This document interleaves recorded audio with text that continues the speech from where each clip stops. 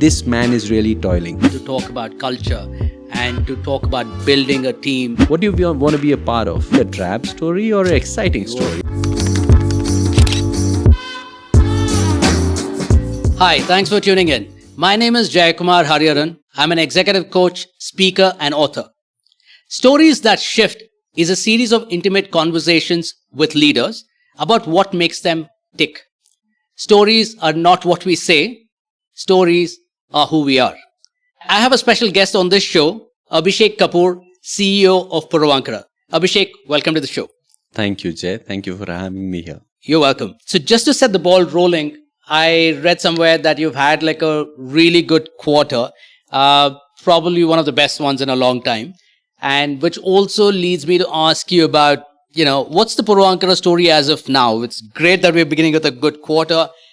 Feel free to talk about the last 6 months, the last year, and the road ahead at your pace. Thanks, Jay. So yeah, you're right. It was the highest ever quarter for us. Wow. And highest ever first quarter for us. And last year's same quarter to this year, this quarter is 119% jump. Jeez. So yes, I completely agree. It was a fantastic quarter for us. But I think this is a beginning. We've been at this for a while. This story will unfold as we go along over next few years. In our business, what you start from the time you start to time you start seeing results is anywhere between 3 to 5 years. Right. So Puravankara story, while we are 48 years in the business, this is Puravankara 2.0. Amazing. I love the zing. The 2.0 version is pretty exciting. We have become younger by about, I think, 8 years, average age in the group. And the group's really evolved. The transition that we were going through is pretty much completed. We've got fantastic set of professionals on board at the leadership level. Really restructured the organization, done so much of investment on technology. We are possibly, let me not be arrogant, but yeah, we possibly really high up there on the technology piece. We recently invested in SAP S4HANA. SFDC modules are such that they have not been implemented in the country by any industry so far. A lot of stuff happening in the organization. So this is a beginning. So we're pretty excited with what's going to unfold for us. Abhishek, I think I've got to say this, and I work with some senior leaders in real estate. But this resurgence, if you were to call it, or this infusion of fresh blood, fresh way of thinking, speaks volumes about the direction, the energy and the momentum that Puravankara has set out now. Any other win that you'd like to quickly share before we get to dissect as to how it happened? In Puravankara, you're saying? Yeah. Oh, lots of wins. I think the biggest win here is the fact that we have transformed in ways which is very different culturally. And I think there is nothing bigger as an organization in my mind or as a business in my mind than aligning people and bringing them together with a single vision. 200%. If you get there, then I think 80% you're there. Then it's a matter of just going through the grind and ensuring it all gets done. So I think that's the biggest win. We were very different as an organization, as a strategy. Today, speed is of the essence. Beautiful. Sense of urgency is there. Understanding of technology is there. And most importantly, I think customer service, which is just a general cliched style of talking. We're trying to live it. We're not trying to talk about it, but we're trying to live it. It's very hard. I have been a real estate customer. I have been in this industry for 27 years. My biggest pain point as a customer has been the way I have been dealt with. The experience. It's a 5-year relationship, right? I'm, paying up some serious amount of capital to buy an asset. And the way I get dealt with really hurts. And I think we are trying genuinely to make that effort to make sure that that journey changes for the customers. Again, what we start takes time to evolve and get delivered. But I think culturally we have gotten there. And I think that's the biggest one. It's amazing to hear you say this, because I would have thought about hard nosed, our business strategy changed, all the hard stuff. But it's really nice to hear you talk, at the helm of business, to talk about culture and to talk about building a team that truly results and pivots in organizational transformation. And you've been at the forefront of it. I work with organizations on it. It's really hard work. Absolutely true. Absolutely true. And for systemic transformation to happen, to help individuals move away from their ingrained ways of working till now, it's probably one of the most really, really difficult tasks. And, I always go back to Drucker's culture eats strategy for breakfast. I was thinking about the same thing. Exactly the same thing. And it's absolutely true. No strategy in the world can work. No operating mechanism will work if people are not with you. Right. And the only way people come along with you is if they have a shared vision on being part of a journey which we have all taken together. It's beautiful to hear you say this, but let me lob a little bit of a hard one at you. Having been on both sides, as somebody who used to handle a P&L and, somebody who's now a practitioner,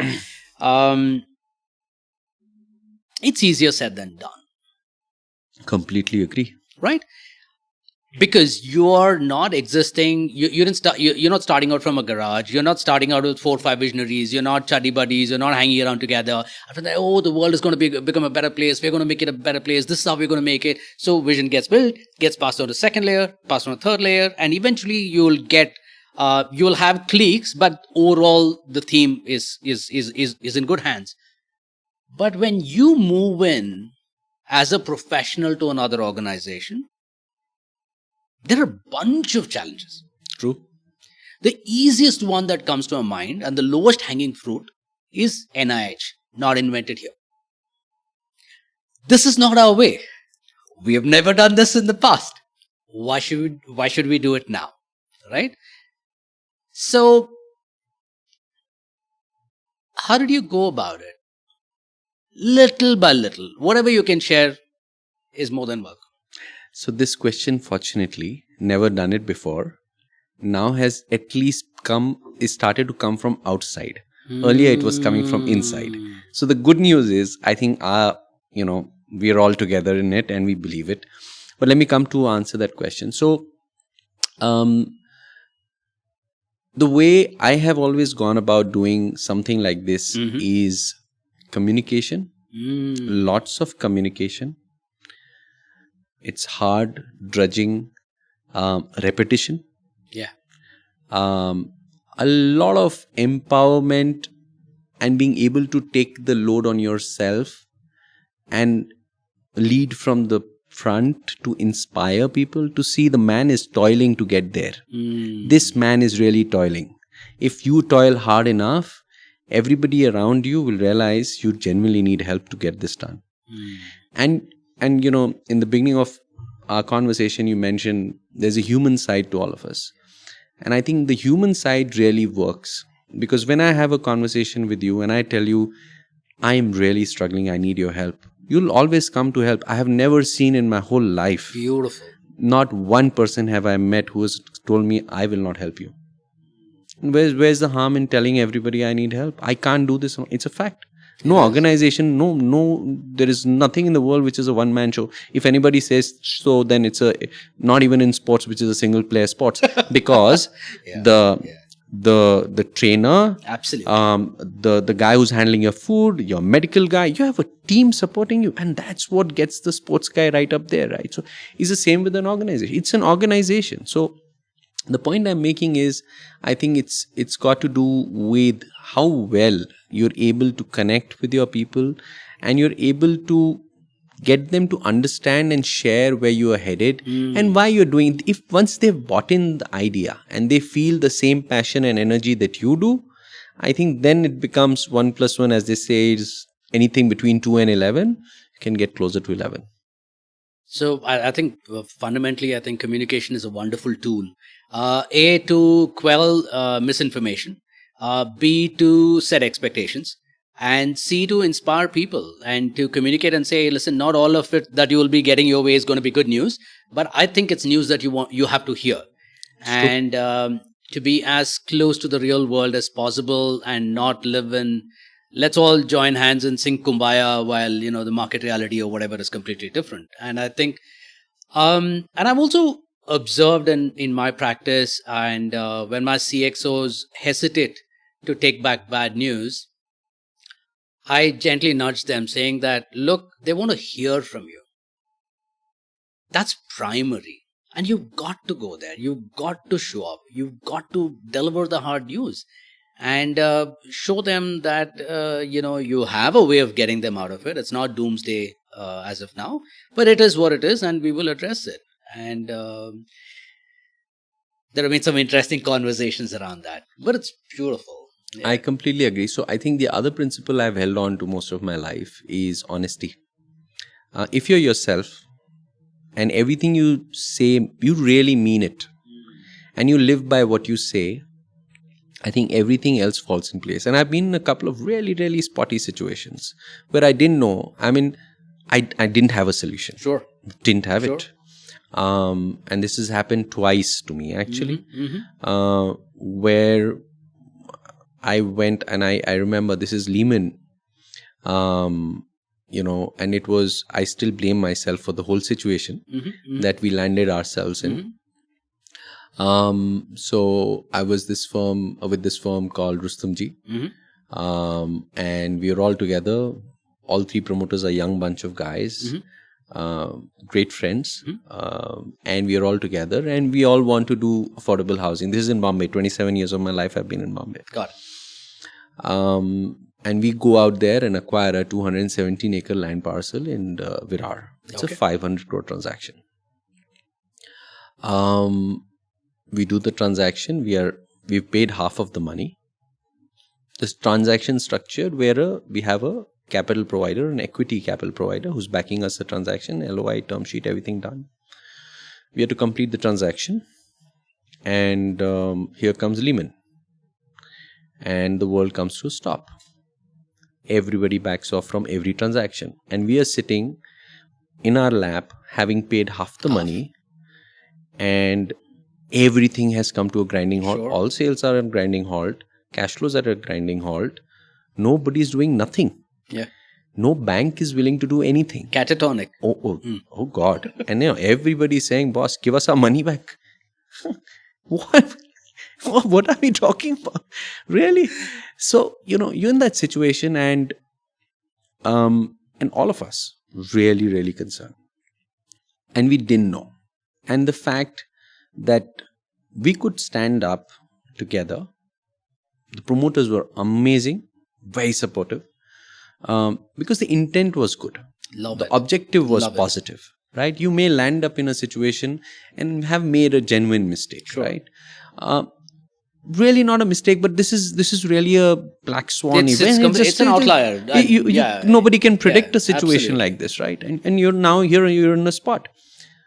I remember we stood on the terrace of the building, called everybody and said, here's the situation. Everybody.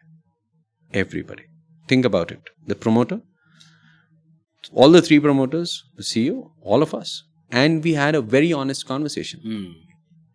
We said, we don't know. But we said we are going to work on it. We're going to make sure that we're going to do everything in our power to correct and course correct and do what it takes to make sure that we are out of the woods, not just out of the woods. We are here to grow. We are young. We are energetic. We have a life ahead of us. Don't worry about it. Just stay with us and just give us some time. And people loved it. And the fact was that we came through, it was almost a 9-month journey. Harrowing like hell. But we were the first company in India to have gotten a FDI transaction where equity was invested. It was a 265 crore transaction. Wow, you found a way. This 2009. It took us 9 months to get there. We toiled through it. I remember every evening, 4 of us sitting and regrouping and saying, here's what is, and every avenue was explored. And we did a bunch of stuff. So it was not just we actually landed up getting 550 crores in the company. And then we were on steroids after that. We went through the roof. So every crisis is actually an opportunity.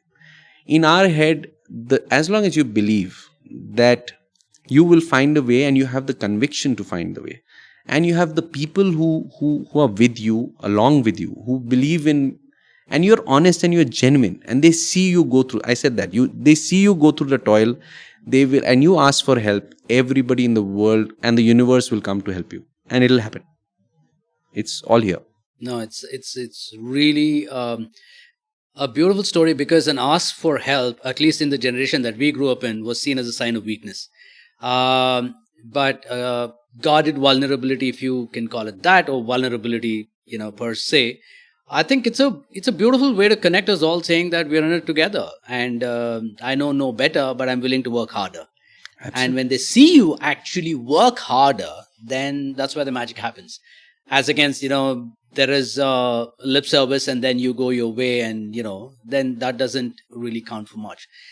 How to be the person that other people want to invest in?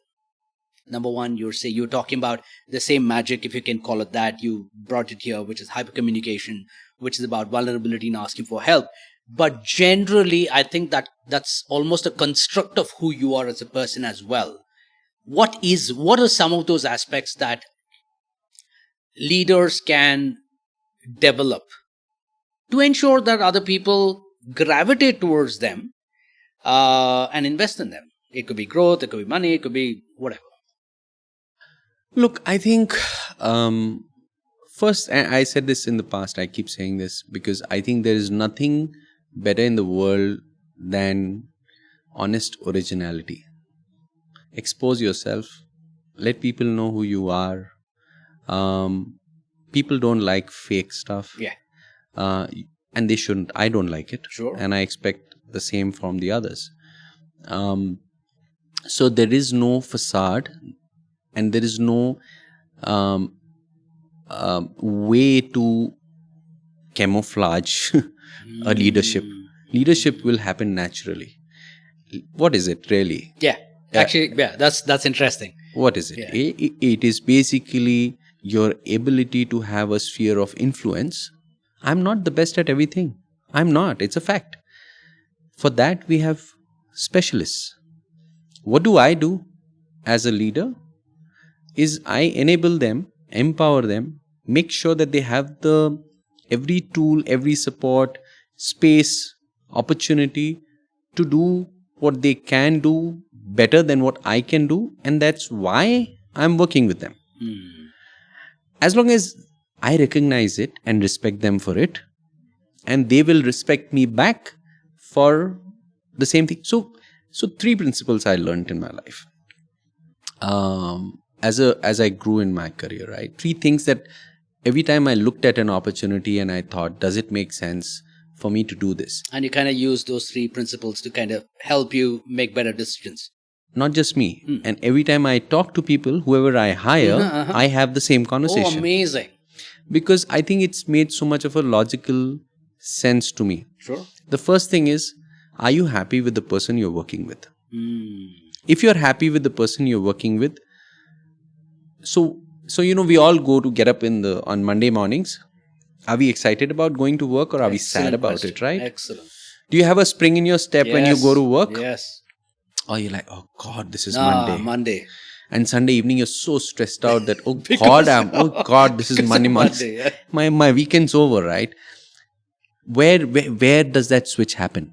For me, that's critical. Where does that switch happen for me and for the person who's working in the same environment? Because 80% of our life is there. Yeah, absolutely. And if that goes wrong, you please be rest assured the rest of the 20% is gone. Sure. So you can't make that or let that go wrong. So coming back to the first thing is people. Who am I working? It doesn't matter which brand, which organ. it matters. But I'm saying No. what's very important is the person. Point number one. Point number two is... So likability. Do I like the person that I, go to office with or share my ideas with or, it's not just likability. It's not likability. It's not just likability. I might like you, but I may not respect you as a professional. Yeah, I might not think very highly of your ideas. Sure, absolutely. Or you may be likable, but you're not empowering. Sure. Or I would be very interfering. Or the other way around. I respect you a lot, but I don't like you. Exactly. So any of those combinations are really a situation where, you're trying to... So if you answer that one question, which eventually leads to respect for each other, I think that is one big tick. The first one, the most primary one. The second one is, do you really enjoy what you do? Are you passionate about what you're doing? Do you love what you're doing? So there's something called flow, right? Oh, absolutely. There's something called energy. Yes. I believe everything is about energy. Yeah. You walk into the room, you meet somebody, you actually really are connecting the energy. So, do you have the flow when you go to work with passion and people? Both those things. If that's happening, the third is really a consequence of everything else, which is money, growth. It's really not. It's really not what you should be ever gunning for. It kind of happens along the way when you're in. It will happen. Yeah. It doesn't have a choice. Yeah, it will. It will happen. It doesn't have a choice because it's not something which you're gunning for. You follow passion, you will excel in what you do, and you have the right people. As a team, you will outperform everything else. Obvious consequence is that people will come after giving you money and making, whatever. So that's a consequence of what you do. It's never, are you the best that you can be? Can you make people the best they can be when they are around you? Are you empowering? Those are the things that really matter. The rest of it will fall in place. World is crazy. It is. It's a bloody crazy place. It's a VUCA world, and you will always land up in all kinds of odd situations. But at that time, who's holding your hand and how you're working together, and are you willing? COVID was the second one. Crazy.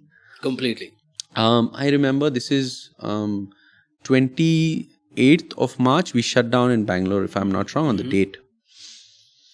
Everything is shut down. All marketing, pull off the hoardings, stop because there's no sale. Nobody's going nowhere. Nothing is going to happen. Nobody's going to come to the sites. What are we talking about? It's just, we're all shut down. We don't know salary, this, that. Everything's going mad. Sitting 3rd of April, we're sitting on a Teams call, debating now what to do. This is, and I moved into Bangalore on 10th of September 2019. Gotcha. And that time. If you're looking for good omen. I just made a few friends, that's all. Fortunate to have made a couple of them in my building, very close friends. Very nice. Very fortunate. And so what happens is we're sitting on a Teams call, figuring out, scratching our heads, wearing shorts and a jacket on top. Those were the days. And figuring out what to do now. So suddenly, chairman says, Ravi says, why don't you look at this idea?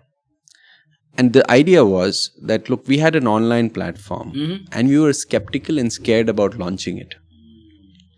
Because we never thought real estate can be sold online. Yeah. Never thought. None of us. We didn't believe it. But we built it. Sure. Sometimes you do things. Build it, they'll come. Yeah, something will happen. We'll see. Yeah. So here's the situation. You have the platform and all of that. And we had one project which we just recently had got sanctioned for plotted development. Okay. And plotted development is not a very popular product. No. Generally at that point, at least that's how it was perceived. No organized player was really doing plotted development. And he said, why don't you give this a try? What have you got to lose?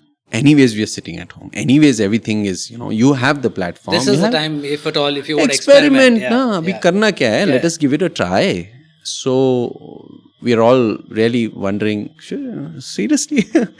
And I think it was a unanimous yes, because I think what was important for all of us was that we realized that it was an opportunity in the middle of full darkness. You have one ray of light, and then you just want to go after that one ray of light. And imagine that We launched in that quarter, we sold 85% online. Everything was done online. It just shocked us and shocked the whole industry.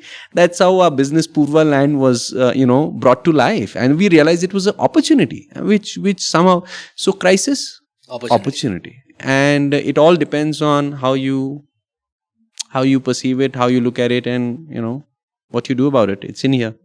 So, Abhishek, one of my questions is, when I talk to my coaches is what makes you you? And, there are some broad pillars: nature, nurture. You're born in a certain part of the world. You have a certain skin color, physical characteristics, so on and so forth. The other one is nurture, is some of all the influences that happen to us, our formative years, the people we hang out with, the books we read, the media we consume, blah, blah, blah, the whole thing, right? But also there's a piece of us that's left behind in time, and there's a little bit of a lesson that comes attached to us at different years throughout our formative years and our years at work. 27 years of experience in real estate. Is that what you said? Yep. Amazing. That's what I said. In this 27 years, what has really stood out for you as this is me? This is my leadership style. And how did you land on that leadership style? As a child, I'm born in Allahabad, brought up in Varanasi, Kashi, so you can imagine. Amazing, yes. So when I started early, very young, I lost my grandfather. He loved me very much, and I was 4 years old. I went to the ghats of Ganges, Manikanka Ghat, and you go through the whole process. I was too young to go through it, I guess, but it had a lasting impact on me. Life and death, typical middle class family, Sure. All of that stuff. Sure. Growing up at school, I was a good kid. Studies was good, smart, but I would only love to study where I liked the teacher. If I didn't like the teacher, I wouldn't be that good at it. Nice. And it was somewhere natural. I wouldn't score for the score alone. I scored because I enjoyed doing what I did, and that I did a lot harder. If I enjoyed something, I did a lot harder. Love it. In 4th standard, there was a teacher I really passionately loved. She was my class teacher. And I 5th, actually, not 4th, 5th it was. And I went to 6th. That year, she passed away in an accident. This is the second time this has happened to me. Somebody really close who really loved me and who encouraged me. And I was, in her subject, I would get highest marks every time. And it didn't matter. Every other subject, I was either good, maybe very good, but not excellent. I mean, with her, it was like brilliant. Energy connected. Then it was a bit of a downhill for me after that. For some reason, things. Made great bunch of friends, got a lot of support system. Then I left Varanasi, came to Bombay. And change of space, change of people. Bombay was really hard on me. It was extremely. I was in my hometown, at home, all the comfort of life, everything there. And, pampered. And come to Bombay and you're staying in Thane where you have a 1-bedroom hall. I mean, right hand goes to the toilet, left hand in the kitchen. It's that small as all. Sure. Yeah, you start from there. And you get up every day at 4:30 in the morning to take the 5:15 bus. If you miss it, then you're a goner because you have to go to Churchgate to go to college. Got it. You do that for 3 years. I mean, I'm still scared of that alarm because if that. So, if my understanding is correct, it's like on the opposite side of Bombay. Opposite. Technically, right? I mean, the farthest reaches. It can't get farther than that. Cannot get. So, it would take me an hour and a half to get there. If I leave at 5:15, I get to Churchgate at 6:45 and walk to the college. You really must have loved to study. No, so for me, it was, there was an inherent desire to actually really do something on my own. And that came about because I was alone in Bombay. And alone means my brother was there, my sister-in-law was there, I was living with them. they were doing phenomenally. They were those corporate guys doing very well, both MBAs, and I would look up to them. Oh, Baka, awesome, all that. But very inspirational in that sense, encouraging. But they kind of threw me on the street and go, Baka, figure your life out. Figure out your way, your path. Yeah, exactly. That was a change for me, a big change, because then that brought two things for me. One is any transformation, any change is possible. It's here. And if you put your mind and heart and soul behind something, the world will come together to support you to deliver. Imagine, it was a cultural shock for me. I was like a bush shirt and a pant guy coming into Bombay, going to KC, next door HR, and the crowd was very different. The vibe was different. Small town guy. I mean, imagine I'm going through like multiple shocks at that point. All kinds of stuff's happening with me. Yeah. But Bombay happened to me, and I fell in love with the city. I fell in love with the people around, and and things transformed. So I landed up meeting a professor of mine. He's a journalist, was a journalist. He doesn't do that anymore. I would sit and do research for him in the library the whole day and give him research work free of cost. But my goal was, I'm here to learn. Sure. I'm just open. And I just want to change. I want to do something really substantial. And, I want to learn and learn and learn. There was a point in time where my brother said, stop doing this to yourself, because I was going from Churchgate to Andheri to work. So I would leave college at about 10:30. Then come back to come to Thane. It was crazy. I was dying. So I would come home at 11 in the night, go to sleep and get up at 4 in the morning. Running on fumes is an understatement. Oh yeah. So at one point in time, my brother knocked me off and said, Baga, you step out, you don't go to work, resign tomorrow, you're sitting at home. Come back home. Come back at the normal time that you come back, which is 8 o'clock, whatever. Just please come back home. Stop doing this to yourself. But I think in the zeal, but the point I'm making is that's when I realized that for me, transformation is what excites me. It gives me a challenge. It gives me a kick. I'm a guy who's a transformational leader. I like to make things better and do something which is completely changes the game on its head. So, and I didn't realize it then. Now that I reflect on most of my career opportunities I have been in, realize that I like growth, I like transformation, I like change, I like doing something which has not been done before. So when people ask this has not been done before, it only excites me. This is so beautiful. I just love it. I know. Never been done before. I want to do this. Oh, God. That's why I want to do this. That's the whole thing. No day should be the same day in my life. If it's the same day, I'm bored. It just doesn't work for me, right? Amazing. So I joined. So real estate happened to me by force. I didn't want to do it. So I was in this interview. What would you have done if not real estate? The road not taken. I would have been an economics researcher, professor in London School of Economics. All right. I'm an economics graduate. Got it. That's what I wanted to do. And then I had the influence of journalism. And so it's like a good package. Because I was researching and things like that. And I was writing and I got into this whole rural economy and, what's happening. LSE also figures in that. That's true. It does. No, but I was so, because of my professor, I got into some social work and, street children and rural economy and what's happening with that. So I went into that whole zone. So one side it was the economy geek still alive in you somewhere? Oh yeah, 100%. Correct. 200%. Yeah. Because I look at the big picture and I constantly am thinking about the big picture and where we fit in and whatever. But I love economics. Because I can see you mentally, you would have dug your heels in there. And, that just stays as a part of who you are through various lenses and, Absolutely. Because, it contextualizes economy or economics as a subject is not economics, actually. Absolutely. It's not economics. It's a bunch of things put together. Correct. From society, culture. Beautiful, yes. Sentiments, the contour and the context of the society, the structure of the society itself. So it's financial performance of an economy or a country is a bunch of stuff. Yeah. It's not numbers. It's not demand supply.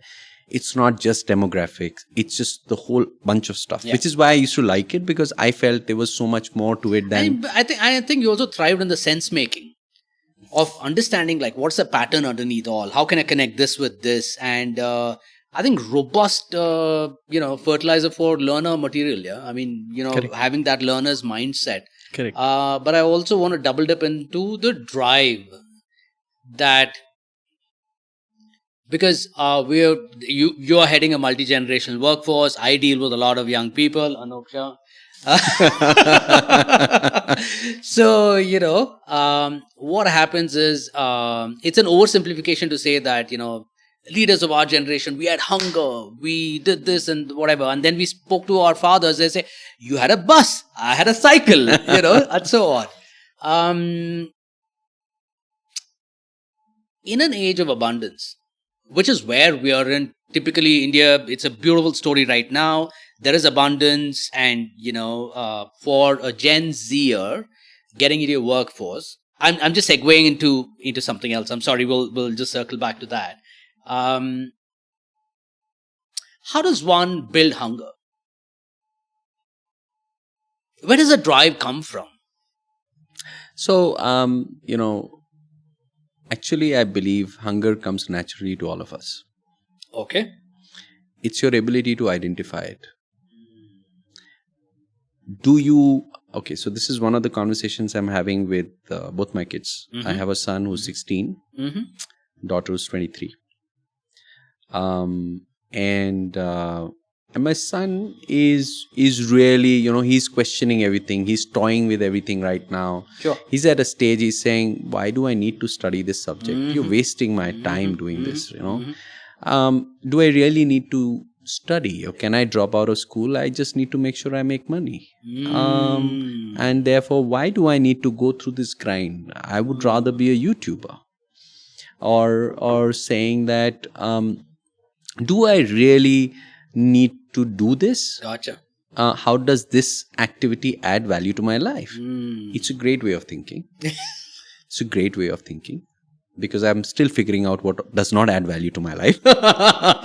It's at 48. Beautiful. It's beautiful, because So for him to go through that is amazing, but for you to say that's beautiful, I think for me that's a bigger takeaway. It's amazing that you can shapeshift or pivot to lean into that way of thinking. That's great, yeah. So we are having this conversation. So he's saying that, you work so hard. Why do you work so hard? I mean, you work so hard. I just keep telling him I enjoy it. So then it comes back to what he does, right? Eventually it's about his life and what he's doing and where he wants to go. So my one key thought to both of them has been, if you don't enjoy, if you don't follow your passion, and it could be anything in the world, identify what you love to do. The moment you know what you love to do, hunger is coming naturally, because you will excel, because it will inherently, humans are built like that. In my mind, we are built to explore. We are built to do something which is exciting. People who don't do, they're actually killing a part of themselves. And unfortunately, that's what takes people down or in a direction into different things. And, then you try and find solace or whatever else to try and fill that void. It's a void in your life. That void is not there if you follow your passion. And then money is a consequence. Absolutely. So as long as hunger, in my mind, is natural, it's evolutionary, it's been planted. You just have to find discover that thing that drives you. For me, what drives me is not a single day can be the same day. I love what I do, and it's never been a same day for me. And I like to explore, I like to experiment, I like to see other people experimenting and succeeding. I like to make people successful. I enjoy seeing success of people. So if I have somebody and he becomes better at it and he comes back and say, boss or dad, I could do this today. This was fantastic. I loved it. And I'm like, okay, I contribute this one, and that's good for me. And then that makes me happy. Amazing. You're talking about passion. We will come back to that. I really gravitated towards your sense of novelty and your sense of somebody saying, "Oh, this hasn't happened like this before," right? And you say, "Really? Watch me." Exactly. I love that. I just love that. So I was just telling the team yesterday. Apparently, Quentin Tarantino, when he started making movies, and somebody came to him and said, "Hey, listen, this is not how movie making is. This is not how it's done," and whatever. It's like he heard them out and say, "Why not? I became a director because I could do whatever I wanted." And he probably broke the mold and went on to do some amazing stuff. This passion, this ability to find what makes your heart sing. Again, I'm coming back to, it's easy to diet when your stomach is full, right? And this really hit hard when I was reading Walden by Thoreau. He talks about many men go to the grave with the song still in them, right? How does somebody really tap into what makes their heart sing? You found yours. I can say I found mine. But if you were to tell other people, if you were to tell other leaders to really tap into that part of what makes them feel great. Okay, so I'll go back to my earlier story, and I'll tell you how I guess excellent how I found what I am doing and how I fell in love with what I am doing, and that taught me a lesson. So I come out of postgraduate and whatever else. I go for this job interview, and it's a job. I've still not found it. Good. I do everything. I enjoy doing what I do, but it's not like I love this. This is what I want to do for the rest of my life. I don't want to do anything else. So I go for this job interview and I apply for a job in the hospitality business. This is with Raheja's in Bombay. They have many hotels. And Mr. Raheja holds me back after the interview, says, just wait outside. We'll see you in some time. So I'm waiting outside in the reception. There are 4 other guys go in, come out, and I'm still waiting. Let me go. Wasting my time. Call me later. I'll come back. No problem. So just give me a minute. Calls in. He wants to leave. He calls me back in. And he says, you know what? Our real estate business is 5 times the size of the hospitality business. Why don't you try your hand on the real estate business? And I say, sir, and I literally fold my hands. I say, sir, I'm a postgraduate in finance and marketing. Sir, ये mafia लोग का काम है. I'm a middle class guy. इसमें cash इतने लोग मैं नहीं कर पाऊंगा, sir. And he had exactly the same laugh. Exactly. He laughed. And he said, look, you're like a son. You're a kid, right? I am telling you, try this. If you don't like it, in 3 months from now, I promise you, I'll move you into. So I'm telling him my dad will not allow. I'm just finding a wriggle, I'm trying to wriggle out of it. I don't want to do this, right? Got it. And sometimes I think, and I went back and I said eventually, and I learned the business and I fell in love with it so much you cannot imagine. I mean, this is why what I do. And it was very interesting, and I should say this because every evening, I think I was his, how do I say this? Toy boy or whatever you call Protégé. it. Every evening he would call me at 6 o'clock. Yeah. He's on his treadmill and he takes 1.5 hours of interview of mine and he makes me learn the entire business from 3 legal documents. Wow. That's how I learned the business and I fell in love with it. Amazing. And what a way to teach. Oh, what a way to teach. Yeah. Unbelievable. Yeah. It's just a conversation. Osmosis. Yeah. And you have to just go read and come back, and he would make your mind go through the entire business through 1 legal document or 3 legal documents technically. Anyways, that's a different story for another time. But the point I'm making is, coming back to what you're saying, is how you discover is you have to be open. And you have to take challenges. And you should not silo yourself and limit yourself. The problem is the limitation is in our mind. because we are doing the math and we are taught in this country very early in our life that this is what will make you money. Yeah. You got to survive to do this. Or this is what the family has done before. Or to say you can either be a doctor or engineer or a XYZ or a UPSC exam. You define, and this is where you will go. Don't define it. Allow yourself to discover. Open your mind. If you go out there, it will come to you. You have to believe in your own human ability to identify that opportunity. It comes knocking at your door, but most of the times we reject it because of our mindset. The problem is with us. It's not with the opportunity. It's not with the passion. It's right there. They've taken it to the grave, right? But it was there. It is there. Yeah. It's just that they didn't open their heart and mind to say, I found this, or allowed themselves to explore it. So go and explore. And even if it is at 35, go and explore. I just genuinely believe if you're not happy with what you're doing, must go and find what makes you happy. I think there is tons to be said about curiosity, right? I mean, you've got to have that innate or healthy sense of curiosity about what next, what else is out there. Because, if you would ask like a 21 or a 25-year-old, what makes your heart sing? I don't know, because they really don't know, because they've tried only one thing. If you try only one or two things, and within that you're forced to choose, then there's not really too much to do. This excessive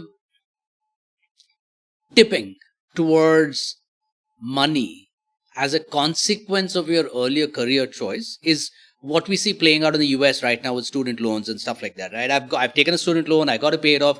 2 job offer comes, they come to me. One where I think I'm really great at, I love, but this one pays much more. Guess which one is going to win? The one which gives me more money, because I've got to pay off my student loans. While that's like a huge problem there, we have it playing in our own backyard in a similar kind of an environment. You finish your MBA and then you're looking at placements and you're looking at organizations and saying, the questions that you ask yourself at that time, if you're coming from privilege, then you're saying, I'll try and figure this one out. But what is your sense? You must be doing a lot of campus placements and conversations with a lot of younger employees and workforce. Is it tipping towards like fulfillment comes when I get money? Money is fulfillment. Fulfillment is money.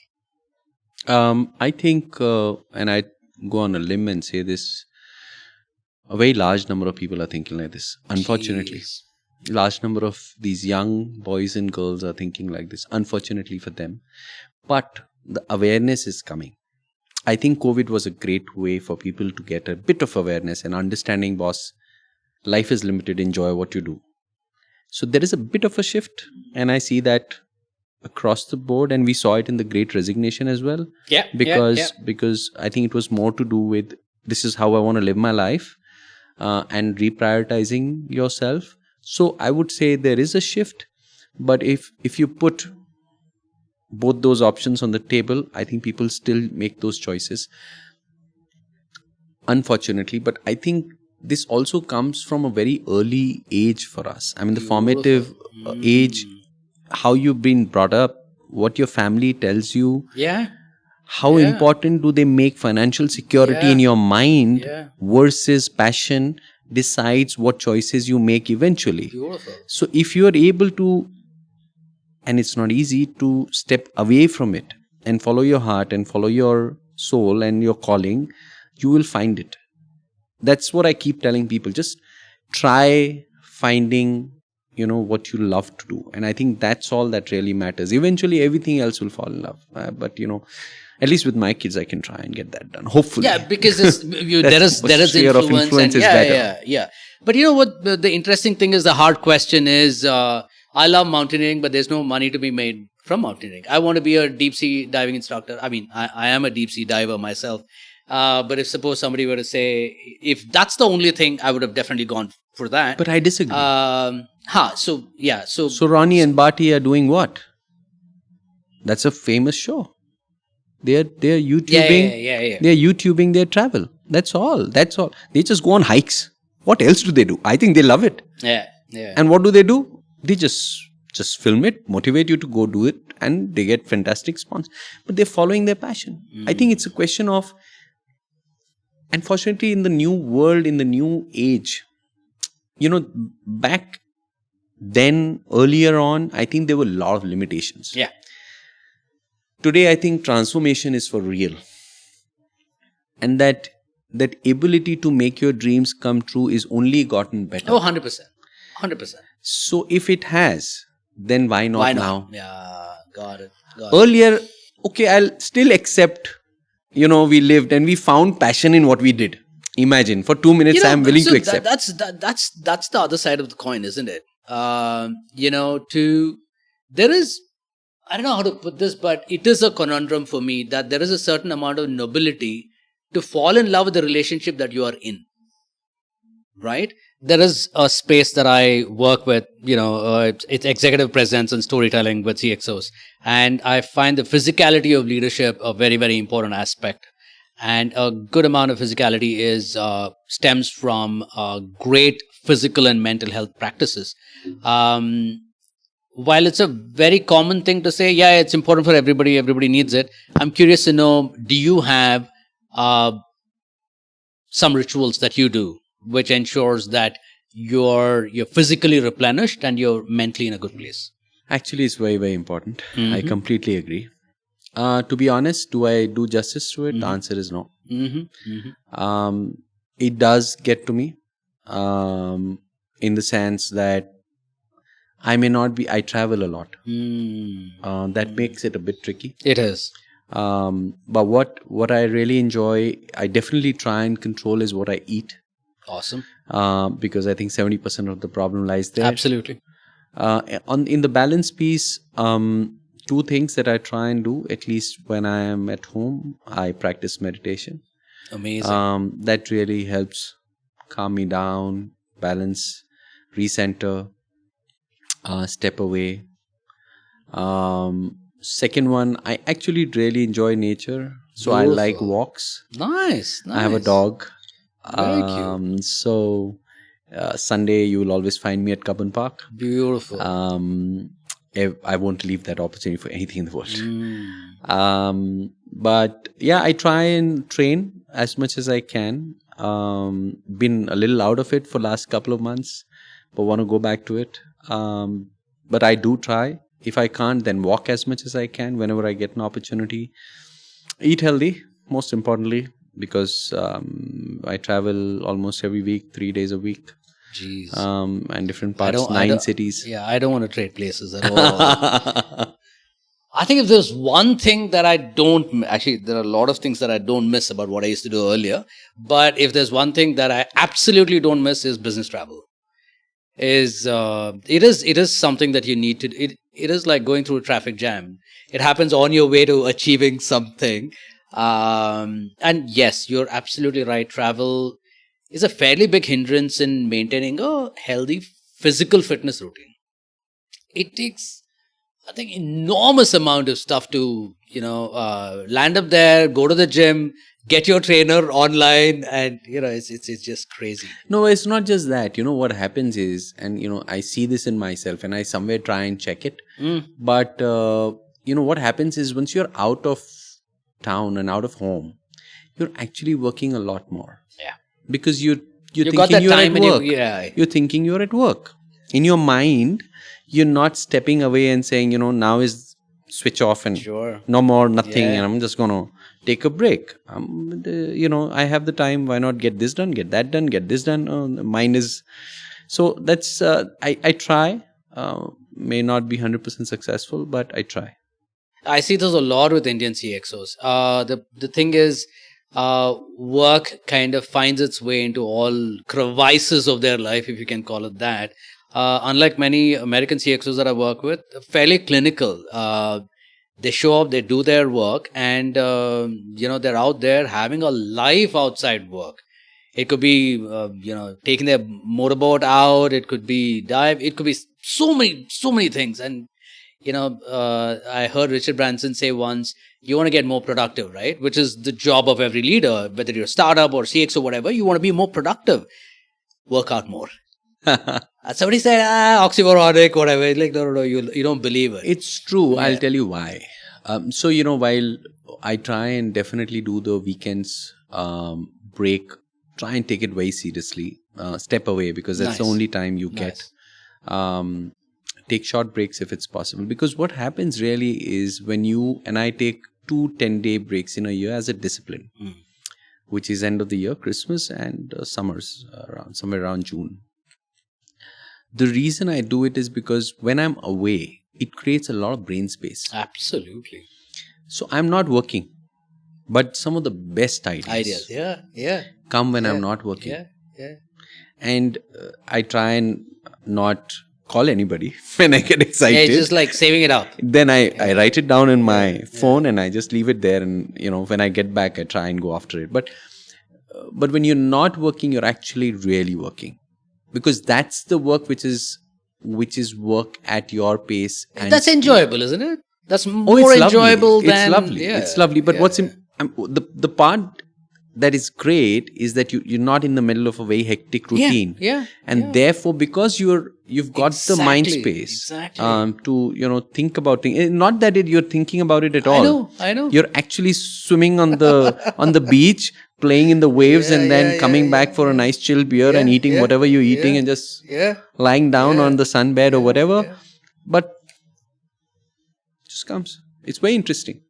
This is one of my absolutely favorite CEOs, and I used to follow, is a guy called Ricardo Semler, who was the CEO of a company called Semco Group of Industries in Sao Paulo. Like, he's written a book called Maverick and all that. Completely unheard of business practices, democracy at the workplace, the subordinates will choose the boss, everybody's pay is put up on the notice board, some absolutely mad stuff. So he would say, I would get some of my best ideas when I'm out walking in the forest. He said, beware a man who's walking alone in the woods with a cigar in his mouth and a smile on his lips or something like that. It's true. Yeah. I mean, some of our best ideas come when we kind of step away and we kind of exploring underlying patterns. Very nice. But if somebody were to say that, try and find some form of physical exercise right now on your calendar, it doesn't find a place. No, it does. So mornings. So right now I'm back to my Vipassana for sure. I mean, I got to get into that. Yeah. And I walk. What I also do is that during the whole day, as many times as possible, for as much as possible, I'm standing and doing my meetings. Oh, great. And I'm exercising my calves. Very nice. Very nice. So, you just try and do what best you can do given... No, it's supposed to be really, really effective. Yeah. And so if you're standing most of the time during the day, a lot of... And you're doing a lot of walking around.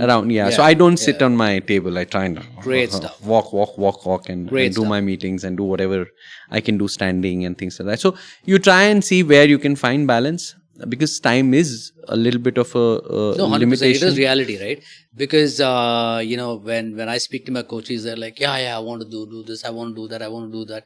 So, in the words of Paul Allen, major productivity guru and all that, he says, by all means meditate, but please remember to feed the cat. Get a plan for that first. So, you ensure that your calendar is clear, and then you can get onto the big, heavy stuff kind of a thing. Yeah. So, I my nudge to all of them is, before you set out on any life-changing behavior changes, make sure there is space. All the rest of the stuff is taken care of. You have a plan. Fortunately, I'm an early riser, so it makes my life easy. Amazing. And that's something that I've struggled with for the longest time, but now it's become second nature. It's a beautiful journey. It's a beautiful life. It's a biased question from my end. I believe CXOs need to be great storytellers.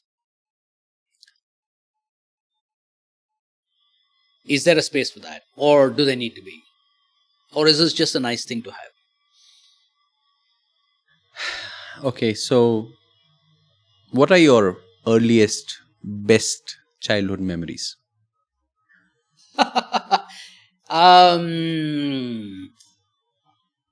What did you enjoy most with your grandparents if you were spending time with them? Absolutely. Yeah. I think my maternal grandfather, he was like an amazing. He would be able to talk to us and tell us stories about movies that he had seen and we couldn't see, and he would talk to us about the entire thing and he would regale us through. My dad was great at talking to us about things that was far beyond our age, but he still told us those stories and we still were caught up in that thing. And I still remember, since you were talking about teachers, right? One of my favorite teachers was who taught us history through stories. It was never like dates and dates and dates. It was the story. He brought the romance alive. So obviously from a biased source, I mean, I make a living understanding, diving into, dissecting and figuring out stories. But does it have to be the case? Our whole culture is built out of stories. Our life is built out of stories. Our life is a story. 100%. And the only way you share experiences is through stories. And the only way you're able to connect with people is through stories, because they know you through your life story. And what's the story you're about to create is the story which leaders are pretty much very good at, which is what you're talking about, to create alignment. Because what do you want to be a part of? Really a drab story or an exciting story? An exciting journey or a drab journey? You want to have that spring in your step and come to work and I'm going to do this, this is great, and I'm going to go talk to him. Hey, this is a good idea. Why are you doing all of those things? Because you bought into a vision. And how have you bought into a vision? Is because you bought into a story. Because you believe this can come true. And this is a great place where people will listen to me and you will be able to. So it all starts from a story. I think we should take this as a reel and send it to the top 100 CXOs of the country. The reason why I ask is, somebody told me this really interesting thing. They said people who have much to offer the world by way of inspiration, by way of knowledge, by way of guidance, they just keep quiet. I say, who am I to share this? Why should I share my story with the world? The world is good as it is and vagara vagara. And for lack of a better word, idiots, who have barely seen the world or who barely made formational steps, they're out there screaming from the rooftop, this is a promised land, I've seen that, follow me and whatever. And he said, that's a tragedy. And I said, it really hits home, because when I talk to my CXO leaders and say, your identity is a little bigger than your connection with the organization. You're an individual. You're an individual leader. You have independent thoughts, and you owe it to the world to share it in a meaningful manner. What you think are very plain Jane days could be somebody else's story, meaning to wake up next morning and say, wow, I didn't really think about it that way. But because I read that, I heard that, it makes a difference to my life. So, with my son, one of the conversations we were having, very interesting. He asked me one day, why do I live? Why am I alive? I think my 16-year-old should meet your 16-year-old. Oh, yeah. This guy is unbelievable, man. Sometimes he scares me. I think that feeling. So this guy is asking, Dad, why do I exist? So here I am thinking about, okay, I figured out. Have some paneer and then we'll talk.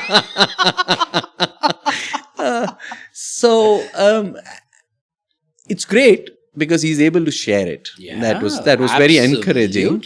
But what I told him, and I said, we're all here. Why are we here is to express ourselves. Life is our individuality to be expressed to the world, for you to influence as many people as you can to make their life better. It's as simple as that. You have friends. Yeah. Do you harm them? No. Why do you have friends? You've got family. You've got Theo. Our dog's name is Theo. You've got bunch of people that you meet in the building. You've got relatives. You've got teachers. Look at your sphere of influence. Yeah. What do? You basically go and put positive energy out there, and you go express yourself freely. Two things happen when you express. One is they learn from you and you learn from them. And that's what we are doing at any point in time, is just exchange of ideas and expressions. And that happens because you are expressing yourself. In that process is where the story begins and story ends. That's how you create stories in life. I mean, I didn't know for the life of me I'll land up in Bangalore. I did not. I never thought after 27 years in Bombay, I'm going to leave Bombay. I never ever thought about it.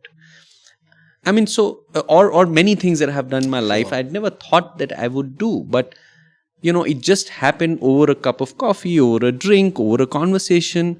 And then you simply connected with people. And then today, they're great relationships, they're close relationships. It's so easy, and that they made a difference to you and you made a difference to them, and happiness. A profound answer to a profound question. But I think you kind of hit all the right notes in talking to a 16-year-old, right?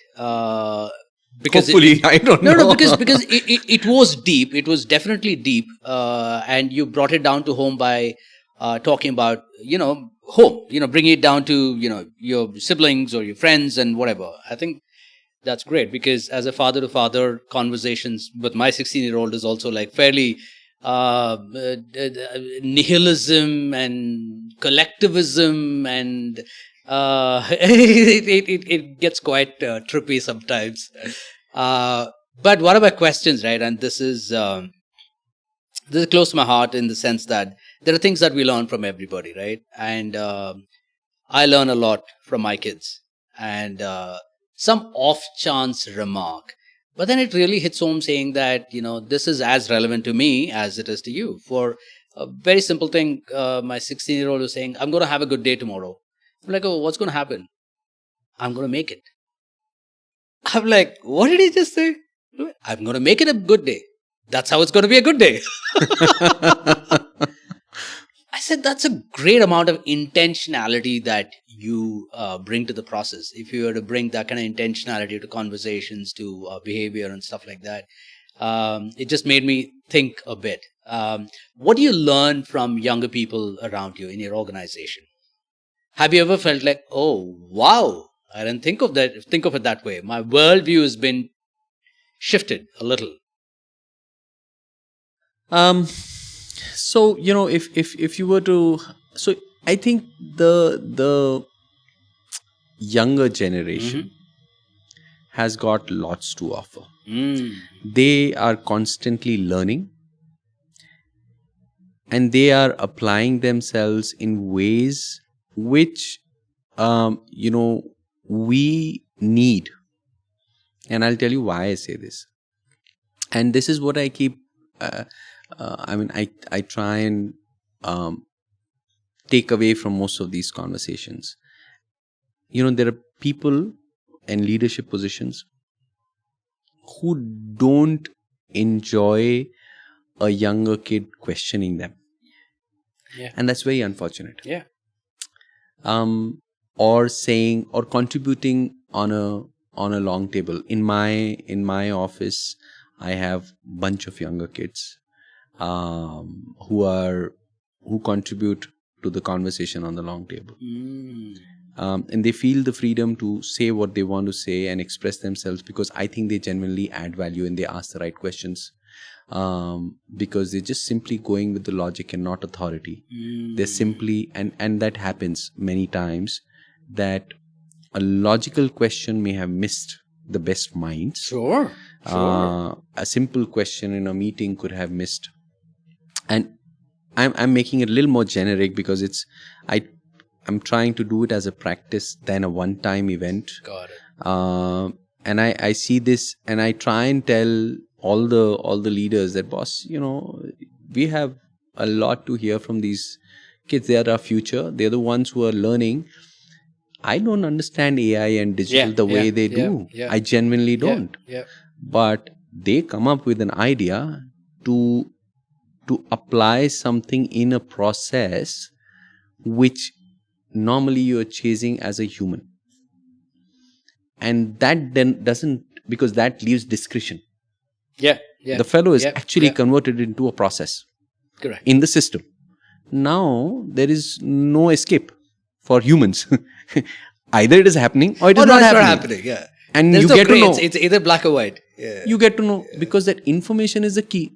So the fellow actually, what he has done on the table, he has converted everything into information, which is now available for everybody to see. And now there's no hiding. So transformation is when you create that transparency and visibility. So what these kids are doing now, I think is and if you allow them to be proactive and contribute and say their mind openly, not necessarily every time they're young. Yeah. They're not expected to make sense of it. They don't have the experience of what's real, what's practical all the time. That's okay. And that's okay. Give them that opportunity. But they should not be stifled.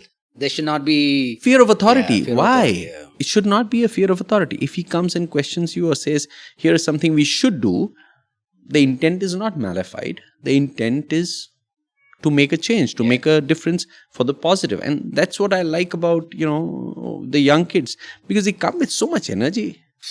And that energy, just to catch that energy is sometimes they work harder than me. And I think I work hard.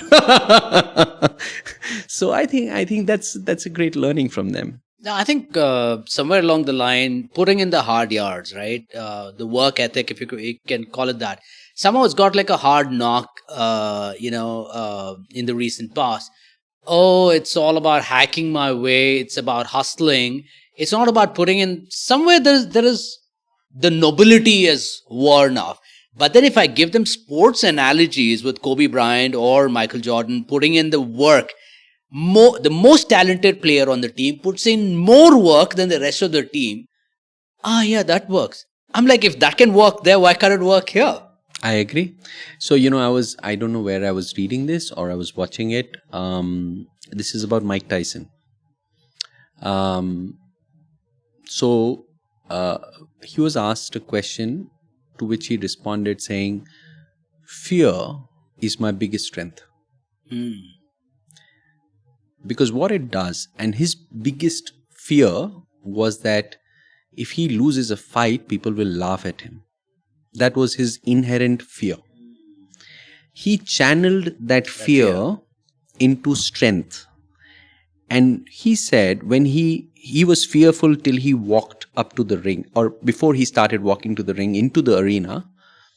The moment he walked into the arena, walked into the ring, he realized that he was so confident because he knew nobody has trained as hard as he has. Amazing. And the moment you train that hard, you're on top of your game. Yeah. There's no alternate. Yeah. No alternate in the world. I mean, people do talk about smart and hard and the compromise and the balance but I think hard is actually, and people talk about discipline and hard. And that one thing that I realize, while my kids say, Dad, you work so hard, I don't feel it. Yeah. And the reason I don't feel it is because I feel the flow. When I'm in it, when I start in the morning, I'm in the office at 8:30. Nobody's there except my guy who's giving me coffee. That's great stuff. That's amazing. Because that's good stuff. It came out of Bombay. I'll tell you why. That's another story. I mean, okay. But with all your dual love affair with Bombay, I had, I was in Bombay for about 8 years, and I had some colleagues here as well.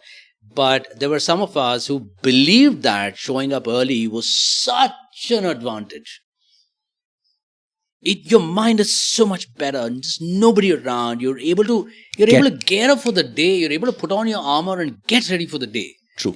I think there's something. So the point I was making was 8:30 in the morning, and it's 8:30 in the night, and I just don't know what happened.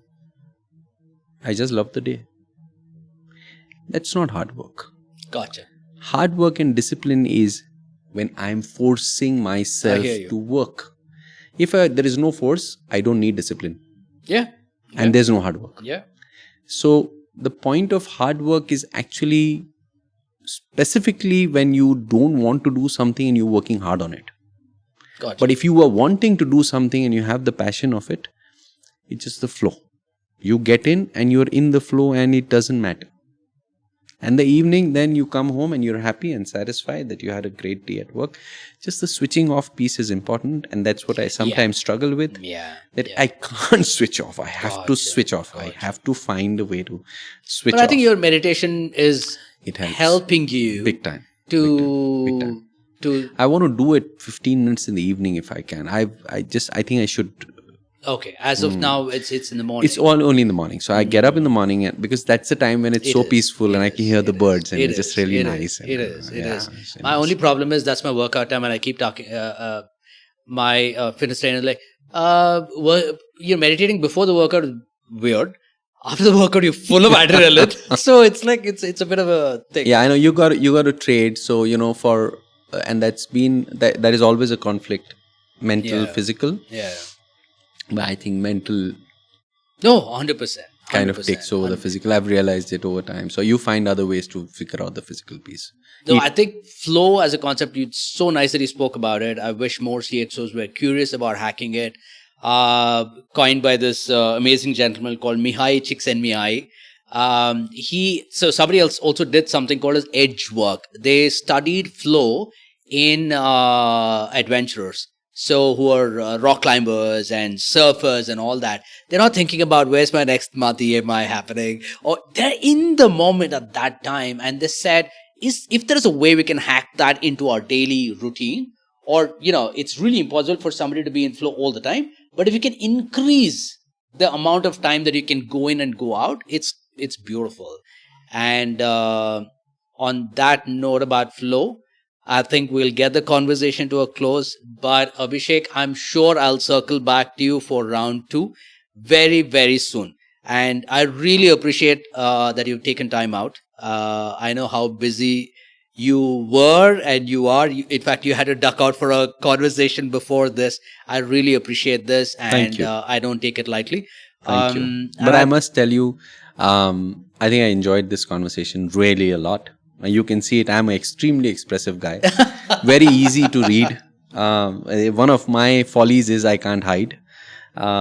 It works as my strength as well. Yeah. But I really enjoyed this conversation. It was far more relaxing for a Friday evening. I'm set up for a very nice evening. Thank you so much. I love it. That's exactly the note that I want to end it on. Thank you so much for your time. Thank you so much. Thank you.